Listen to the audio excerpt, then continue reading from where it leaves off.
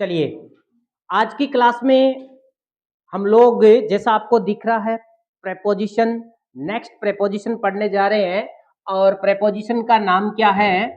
Under. क्या नाम है? अंडर। इसको अच्छी तरह से पहले एक दो बार बोल के देख लो, क्या शब्द लिखा है मैंने? अंडर।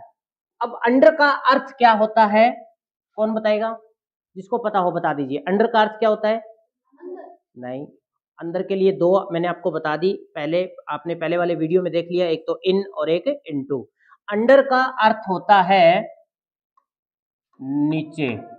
अंडर का अर्थ क्या होता है? नीचे। एक इसका अर्थ और होता है, उस पर भी हम चर्चा करेंगे, वो इसका अर्थ होता है अधीन। किसी के अधीन होना। ये अधीन का मतलब होता है किसी के गुलाम होके काम करना, किसी के गुलाम होके काम करना। जैसे मान लीजिए बहुत सारे बच्चे यहाँ पर कर्सा परिवार के हैं, तो उनके जो पिताजी है ना, वो जमीन वाला जो मालिक है उसके अधीन काम कर रहा है, वो बीच में नहीं छोड़ सकता जब तक उसका प्रॉपर हिसाब नहीं होगा।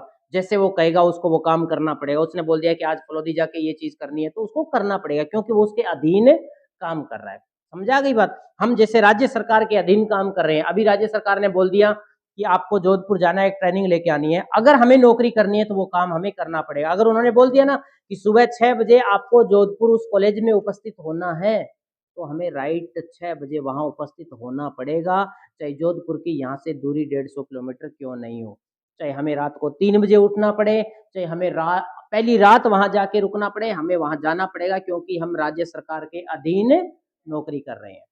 आइए बात समझ में। इस पर तो हम चर्चा बाद में करेंगे, हालांकि इतना मुश्किल छठी क्लास में पूछा भी नहीं जाता है, लेकिन फिर भी इसका हिस्सा है, इसलिए मैंने आपको बता दिया है। नीचे, सीधी सी बात है, एक ही नियम ध्यान में रखो कि नीचे के अर्थ में अंडर प्रेपोजिशन का प्रयोग कब होता है? कि नीचे के अर्थ में। के नीचे के अर्थ से तात्पर्य जब कोई एक वस्तु किसी दूसरी वस्तु के नीचे हो, जब कोई एक वस्तु किसी दूसरी वस्तु के नीचे हो तो किसका प्रयोग हो जाएगा? अंडर का। एक वस्तु दूसरी वस्तु के नीचे। अब यहां नीचे से तात्पर्य वो वस्तु चाहे एक दूसरे को स्पर्श करती हो या न करती हो, वो वस्तु चाहे एक दूसरे को स्पर्श करती हो या न करती हो, नीचे होनी चाहिए। जैसे हम छत के नीचे बैठे हैं, किसका प्रयोग हो जाएगा? अंडर का। मैं एग्जांपल लिख देता हूं, वी आर सिटिंग, खाली जगह, the roof. We are sitting the roof. हम छत के नीचे बैठे हैं, हम छत के नीचे बैठे हैं। मतलब कोई भी एक वस्तु किसी दूसरी वस्तु के नीचे होनी चाहिए, चाहे वो दोनों वस्तुएं एक दूसरे के स्पर्श करो या न करो। ऑन वाले में तो क्या कंडीशन थी?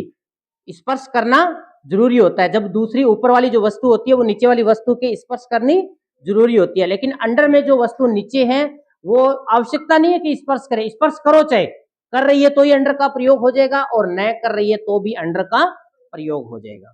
आइए बात समझ में। एक वस्तु दूसरी के नीचे है, कौन सी प्रेपोजिशन काम में लोगे? अंडर। आइए बात समझ में। और वाक्य लिख दिया हमने, ए कैट इज स्लीपिंग, खाली जगह, दैट ट्री। एक बिल्ली है जो पेड़ के नीचे सो रही है, एक बिल्ली पेड़ के नीचे सो रही है, किसका प्रयोग हो जाएगा? अंडर का। आ गया समझ? कोई प्रॉब्लम नहीं है, आसान है, कर लोगे अंडर का प्रयोग। अधीन जो मैंने आपको शब्द लिखा उस पर भी थोड़ा ध्यान रखियो। जब कोई एक आदमी किसी दूसरे आदमी के अधीन काम कर रहा हो, गुलाम बन के उसका काम कर रहे हो, उसके मतलब कहे अनुसार अगर किसी व्यक्ति को काम करना पड़ रहा है तो उसको अधीन बोलते हैं, वहां पर भी अंडर का प्रयोग होता है। लेकिन एक बार आप छठी क्लास के बच्चे हैं, इस पर इतना मुश्किल आपसे वाक्य पूछा नहीं जाएगा। आप तो केवल ये दो चीजें ध्यान में रखो। एक ही चीज आपको नियम ध्यान में रखना है कि नीचे का अर्थ जब आपको लेना हो तो प्रेपोजिशन कौन सी काम में लेंगे? अंडर। उतार लीजिए इसको।